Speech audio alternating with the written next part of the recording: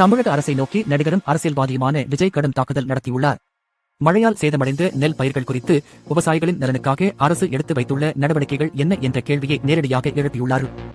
தமிழகத்தில் சமீபத்திய மழையால் தஞ்சாவூர் உள்ளிட்ட டெல்டா மாவட்டங்களில் விவசாயிகளின் நெல் பயிர்கள் கடுமையாக பாதிக்கப்பட்டுள்ளன. இதையடுத்து தமிழக வெற்றி கழக தலைவர் விஜய் ஒரு கடும் அறிக்கையை வெளியிட்டு விவசாயிகளை காக்க உடனடியாக நடவடிக்கை எடுக்காத அரசாங்கம் பற்றி என்ன சொல்லலாம் என கேள்வி எழுப்பியுள்ளார். மேலும் நானும் டெல்டாக்காரன் தான் என்று முன்பு கூறிய முதலமைச்சர் ஸ்டாலினின் கூற்றை நினைவூட்டிய விஜய் அது வெறும் பிரசாரம் மட்டுமே என குற்றம் சாட்டினார். மழையால் நனைந்து முளைத்த நெல் மூட்டைகள் அரசின் அலட்சியத்தால் வீணாகிவிட்டன. விவசாயிகளை ஏமாற்றும் இந்த அரசாங்கம் விரைவில் மக்கள் தீர்ப்பை சந்திக்கும் என்று அவர் கூறியுள்ளார். விஜய் தொடர்ந்து வருடா வருடம் மழை பெய்யும் போது நெல் காக்க என்ன நடவடிக்கை எடுத்திருக்கிறது டிஎம்கே அரசு? மழையிலிருந்து நெல் பாதுகாக்க எத்தனை களஞ்சியங்கள் அமைக்கப்பட்டுள்ளன என்று பல கேள்விகளை எழுப்பினார்.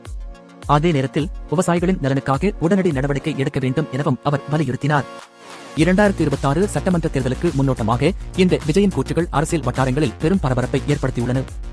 விவசாய பிரச்சனையில் அரசுக்கு எதிராக விஜய் எழுப்பிய கடும் கேள்விகளுக்கு புதிய சவாலாக மாறுமா?